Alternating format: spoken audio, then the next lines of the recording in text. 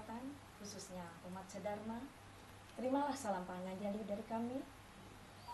Om Swastiastu.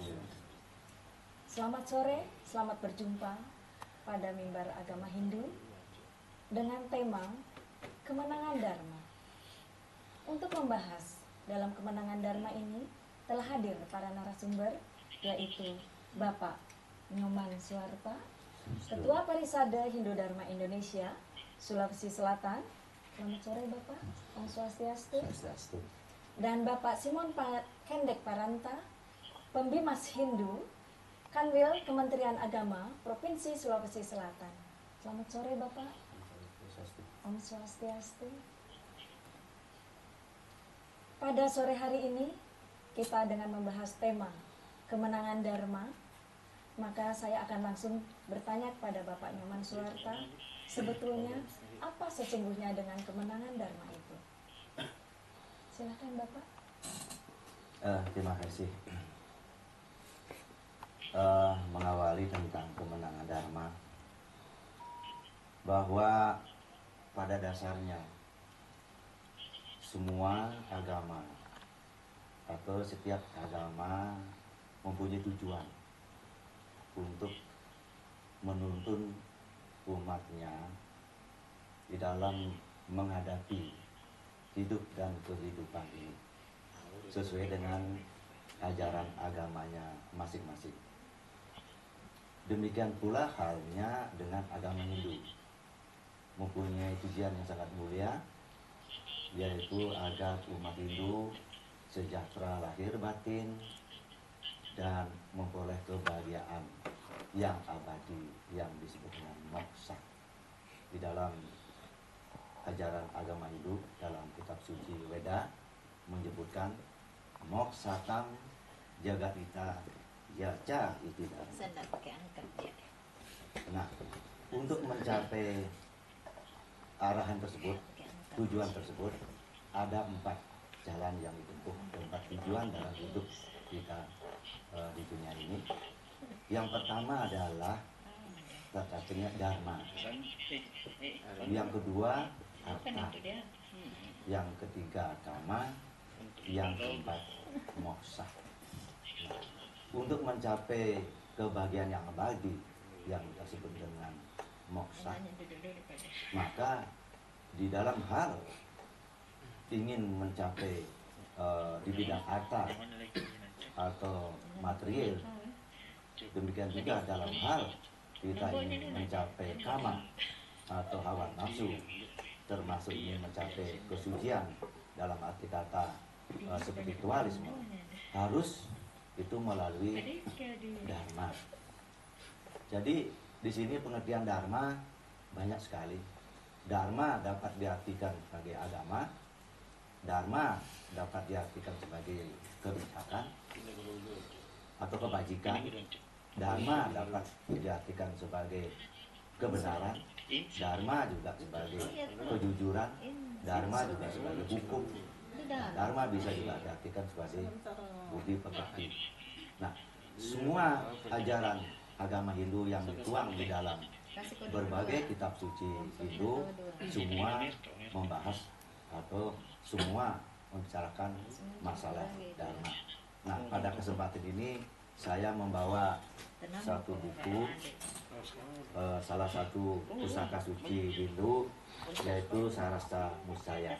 Nah, di dalam Sarasta Musaya ini banyak dibahas tentang keagungan dharma. Khusus pada sloka 14 ini ada bahasa Sanskerta, ada bahasa Jawa kuno dan bahasa Indonesia. Saya coba untuk menyampaikan dalam bahasa Jawa kuno. Pada sloka 14, Ikang dharma ngaranio kanuning marering swarga, ike kadi kadaning perahu, ngan hanuning bani ago nandasin kasih. Artinya, yang disebut dengan dharma adalah merupakan jalan untuk pergi ke surga. Sebagai halnya perahu, sesungguhnya adalah merupakan alat bagi orang dagang untuk mengarungi lautan. Kemudian pada slogan 16, Kadi krama sangyang aditya anwijil, seperti perilaku matahari yang terbit. Bumi langken peteng ning erat, melenyapkan gelapnya dunia. Mangkana tikang wang mulah kaheni dharma. Demikianlah orang yang melakukan dharma an hilang anaken salwiriping papa, adalah memusnahkan segala macam dosa. Inilah dua sloka yang saya sampaikan. Demikian dharma itu mempunyai nilai yang sangat tinggi. Semua kalau kita melaksanakan dharma, maka disebutkan tadi itu adalah jalan ke surga. Dengan menjalankan dharma seperti matahari terbit menyinari bumi yang gelap, ya, barang siapa yang menekuni dharma, maka dia akan terbebaskan daripada dosa. Demikian kira tadi dua sloka. Pak Nyoman, apa hubungannya dengan Hari Raya Galungan yang akan dirayakan oleh umat Hindu pada besok hari, pada tanggal 12 Mei 2010? Iya, terima kasih. Besok umat Hindu di seluruh Indonesia akan merayakan Hari Raya Galungan. Hari Raya Galungan punya hakikat adalah sebagai kemenangan dharma, begitulah sering disebutkan.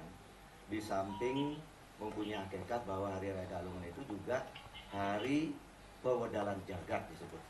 Pewedalan dari bahasa wedal, wedal itu keluar atau lahir, atau karena alam semesta itu, dunia ini diciptakan oleh Tuhan. Jadi pada saat Hari Raya Galungan, umat Hindu merayakan sebagai rasa syukur kepada Tuhan atas diciptakannya alam semesta. Nah, dihubungkan dengan kemenangan dharma. Kemenangan dharma tidak semata-mata hanya pada saat Hari Raya Galungan itu. Boleh dikata Hari Raya Galungan itu merupakan suatu evaluasi. Apa yang umat Hindu ini dilaksanakan dari hari ke hari. Ini merupakan satu proses. Tidak semata-mata bahwa kemenangan dharma hanya tiba-tiba begitu saja. Jadi tentu melalui proses kehidupan kita sehari-hari. Nah, gitu. Ibaratnya seperti anak sekolah, tiap hari dia belajar, ada ulangan. Pada akhir dia ada ujian seperti yang baru lalu kita saksikan, ada ujian-ujiannya, sehingga setelah itu diumumkan apakah dia lulus atau tidak. Demikian juga sepertinya dalam hal perayaan Galungan ini. Jadi ada proses kita sehari-hari, setelah Galungan proses lagi, berputar begitu. Nah, dalam perayaan Galungan ini selalu ada, atau bahkan setiap perayaan Hari Raya Hindu selalu ada namanya ritual. Ritual itu adalah bagian daripada agama Hindu. Ibaratnya agama Hindu ini seperti telur. Telur itu ada kuningnya, ada putihnya, ada kulitnya. Nah, kuning ini bermakna ini adalah filsafatnya, atau dalam agama Hindu disebut dengan takwa. Kemudian putihnya adalah etika atau susila. Kemudian kulitnya itu adalah disebut dengan ritual atau upacaranya. Ini merupakan satu kesatuan yang utuh, nggak bisa dipisahkan. Seperti telur, ya kalau itu kuningnya saja, kalau dilihat itu tidak pernah orang menyebut telur. Nah, kalau apalagi kulitnya, orang tidak pernah menyebut itu telur. Jadi telur itu ya harus lengkap, ada kuning, ada putih, ada kulit. Nah, begitu juga agama Hindu, baik di dalam perayaannya. Jadi kalau perayakan itu ada ritualnya dalam bentuk upacara, ada tata susilanya, dan ada takwanya. Nah, begitu juga dalam Hari Raya Galungan ini. Khususnya pada menjelang 5 hari perayaan Galungan, ya, khusus itu ada upacara-upacara atau ritual-ritual yang mengarah kepada kemenangan dharma. Di mana umat Hindu pada H-5 itu disebut dengan pesugihan Jawa itu membersihkan alam semesta, makhluk kosmos kita bersihkan dulu. Nah, kemudian besoknya disebut dengan sugihan Bali, yaitu membersihkan, mensucikan diri kita lahir batin. Nah, pada hari ketiga sebelum hari raya itu disebut dengan Panyikeban. Nah, disitulah bagaimana upaya kita pengendalian diri kita harus secara ketat menghadapi musuh kita dari dalam maupun datang dari luar, yang kita sebut dengan Buto Kala. Pada saat itu salah satu Buto Kala sudah mau menyerang kita, maka kita harus selalu waspada, yaitu yang disebut dengan Buto Galungan. Kemudian pada hari berikutnya, hari penyajian juga demikian. Berhasil kita pada hari sebelumnya, besoknya datang lagi Buto Kala yang lebih ganas lagi, disebut dengan Buto Dunggulan.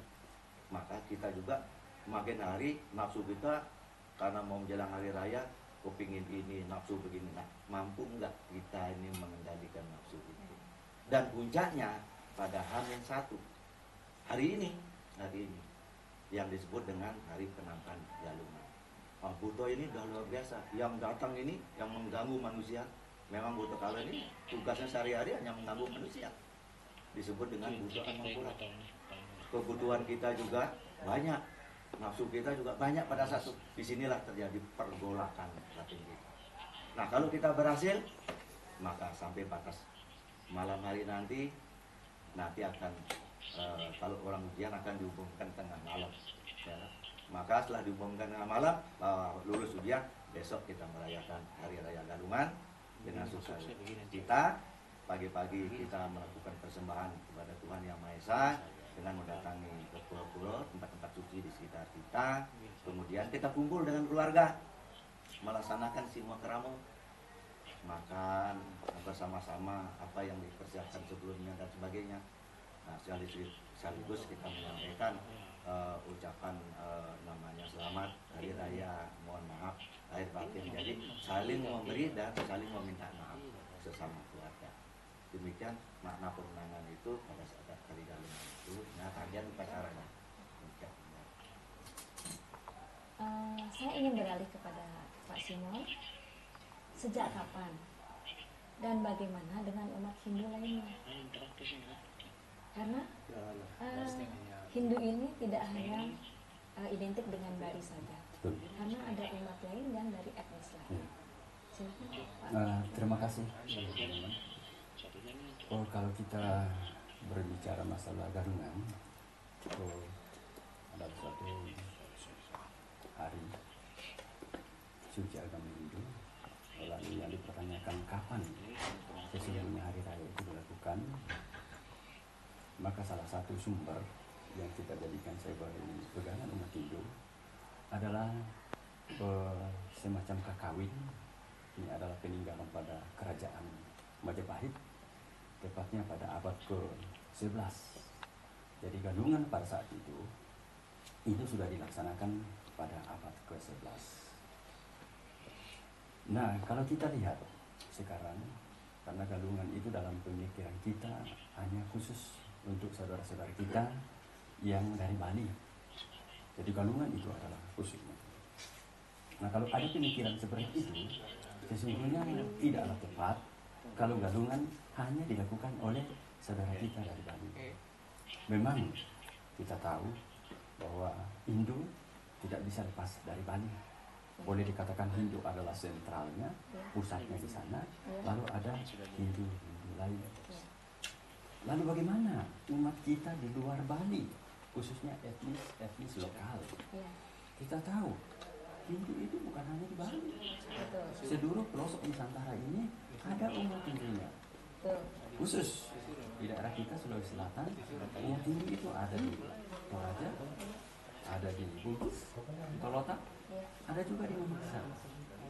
Nah, bagaimana? Mereka ini adalah orang Hindu. Lalu ritual Galungan ini adalah hari raya umat Hindu secara keseluruhan. Lalu kita melihat bahwa hakikat daripada Galungan itu, seperti katakan Bapak Nyoman tadi, adalah suatu kemenangan Dharma. Kita lihat ajaran lokal jenius, ritual, dia sampaikan tadi ada 3 coba makan dengan telur, khususnya ritual itu ada kita punya di lokal Muslim di Sulawesi Selatan. Misalnya saudara-saudara kita umat Hindu dari Mamasa, kita mengenal di situ adalah ritual Manukapa. Manukapa, kalau kita lihat pelaksanaannya harinya sama dengan Hari Raya Galungan di Bali. Pelaksanaannya 6 bulan sekali atau 210 hari dilaksanakan sekali. Itu dilaksanakan di Mamasa. Nah, filosofinya itu kita tahu Galungan itu yang di saudara kita yang kita sebut Manukapa itu ada cerita lokal bahwa pada zaman dahulu ada layang tanduk turun dari kahyangan. Layang tanduk ini ya semacam dewa. Kemudian berhadapan dengan salah satu raksasa di dunia. Karena layang tanduk misinya adalah mempertahankan kebenaran, mendapat sambutan di dunia ini yang namanya raksasa. Kita tahu raksasa itu adalah serba negatif, pengacau pikiran manusia. Ya, sama dengan buta kalau, prinsipnya sama dengan buta kalau. Maka itu terjadi pertarungan yang hebat sehingga kedua belah pihak sepakat bahwa penguasa dewa dan raksasa tidak akan saling gempur tetapi hidup berdampingan. Kehidupan berdampingan ini ada semacam komitmen bersama. Kita akan ketemu pada saat peralihan musim, sehingga saudara-saudara kita di Mamasa melaksanakan Manukapa ini tepat pada hari pergantian musim hasil pertanian atau habis panen. Mereka kami melaksanakan upacara Manukapa ini yang identik persis sama dengan Galungan. Saya lihat itu apa ya dari teman-teman di Mamasa, di Toraja, di Sidrap. Saya lihat unsur-unsur ritualnya, sarananya hampir sama. Betul. Ide-idenya itu sama. Ya, betul. Cuman ada ya, dikembang tiap daerah itu berbeda-beda. Tapi unsur-unsurnya hampir sama saja saya lihat. Ya, betul. Tidak ada bedanya itu. Memang kalau kita lihat secara ritual, sarana yang dipakai itu adalah ya ada airnya, ada kembang, sirih, ada buah dan lain sebagainya, persis seperti di Bali. Nah, kita tahu Mamasa adalah bagian daripada Toraja. Kita beranjak ke Toraja, ritual seperti Galungan ini ada juga yang kita sebut dengan bulan Todanglet. Bulan Todanglet persis sama dengan itu. Ada pertaruhan yang terjadi pada saat itu, di mana pertaruhan ini seperti saya katakan tadi, itu adalah diakhiri dengan suatu kedamaian. Di mana kedamaian itu yang saya katakan tadi, yang layang tanduk itu tetap berada pada posisinya, kemudian raksasa ini tetap berada pada posisi. Nah, kalau kita lihat identik dengan sifat manusia itu ada. Bagaimanapun juga manusia mengatakan saya paling jujur, paling baik dan lain sebagainya, pasti ada sisi negatifnya. Cuma bedanya di situ adalah besar kecilnya sifat-sifat keraksasaan itu tergantung dari individu masing-masing. Sebut Rui Beneda, Dua bineda antara baik dan buruk. Betul, selalu ada. Nah, saya sedikit juga menyambung bahwa Galungan ini sesungguhnya kalau kita di Bali itu pernah tidak dilakukan. Sebelum kerajaan Sri Jayakasuno, ini Galungan ini tidak dilaksanakan. Sehingga apa yang terjadi pada saat itu dampaknya besar sekali. Di Bali banyak masalah yang muncul, bahkan lebih daripada itu keluarga raja banyak yang mengalami usia dini meninggal. Nah, itu sepintas tentang Galungan. Terima kasih Pak Sunan. Pemirsa, untuk menyambut Hari Raya Galungan telah hadir kelompok kidung dari Tempe Cendrawasih. Pemirsa, mari kita dengarkan bersama.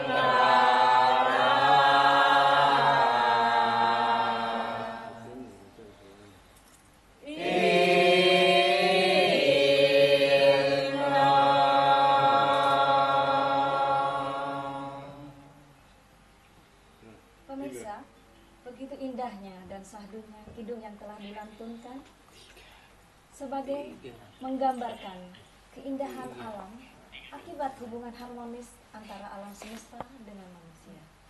Pemirsa, kita lanjutkan obrolan kita. Mari kita menanyakan kembali kepada Bapak Simon.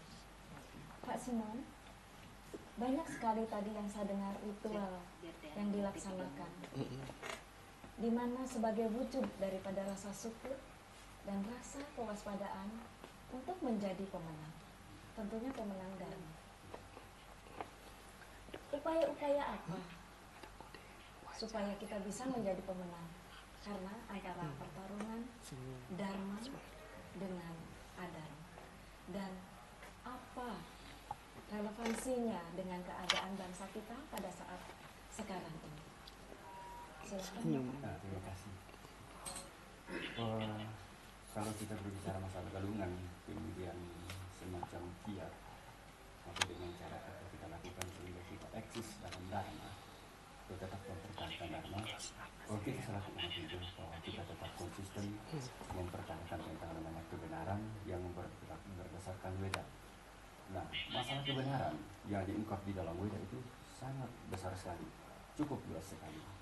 Kita ambil satu contoh. Dalam kitab Bhagavad Gita ada di situ dikatakan bahwa sifat manusia itu ada dua. Dasarnya sifat manusia ada dua, yang kita sebut dengan Dewi Sampat dan Suri Sampat. Dewi Sampat adalah suatu sifat yang persis sama dengan sifat-sifat kedewatan. Dewa itu sifatnya kayak apa? Tidak ada dewa yang kasar, tidak ada yang galak dan lain sebagainya. Dewa adalah pemberi kasih, mencintai umatnya, dan lain sebagainya. Nah, kalau manusia mengatakan bahwa saya tetap berpedoman pada Weda, maka otomatis akan ada eksistensi sikap dan perilakunya itu menggambarkan tentang sebagai orang hidup. Seperti tadi dikatakan, tetap cinta kasih, saling mengasihi dan lain sebagainya. Nah ke depan umat Hindu tentang dikatakan tadi bahwa relevansinya agama itu adalah suatu pemberi kepuasan di bidang rohani. Kemudian kita tahu manusia cukupkah dengan hanya mempelajari bidang rohani? Bagaimana dengan zaman sekarang ini? Ada kecenderungan sekarang. Kecenderungan manusia sekarang adalah memprioritaskan hal-hal keduniawian. Seakan-akan bidang rohani adalah hal yang kedua. Nah, bagaimana Hindu melihat seperti itu? Hindu ada keseimbangan. Tadi sudah diriwayatkan oleh beliau, Bapak Nyoman bahwa Moksartam Jagadita adalah misi agama Hindu. Keseimbangan antara jasmani dan rohani itu dijalankan secara bersama-sama. Dengan sikap apapun, kelakuan apapun kita lakukan seperti dalam ajaran Catur Prusarta yang nomor satu kita pertahankan adalah Dharma. Jadi landasannya adalah Dharma. Saya rasa demikian. Pemirsa, demikian tadi yang telah dijelaskan oleh Bapak Simon dan Pak Suharta. Maka pada mimbar agama Hindu ini kami akhiri sampai di sini, dan saya mengucapkan terima kasih kepada TVRI Sulawesi Selatan, dan terima kasih kepada para narasumber, dan terima kasih kepada kelompok Hindu atas kita berada di sini, dan semoga kita berjumpa pada kesempatan minggu atau kesempatan mimbar agama Hindu kita setiap hari Selasa pada minggu kedua dan setiap bulannya. Semoga kita berjumpa lagi dalam keadaan sehat walafiat, dan tentunya kita bisa menyaksikan pada TVRI Sulawesi Selatan pada jam 17 atau jam 5 sore sampai dengan jam 17.30. Sekian pemirsa, semoga kita dapat berjumpa kembali, dan saya akhiri dengan Paramasanti. Om Santi, Santi, Santi. Om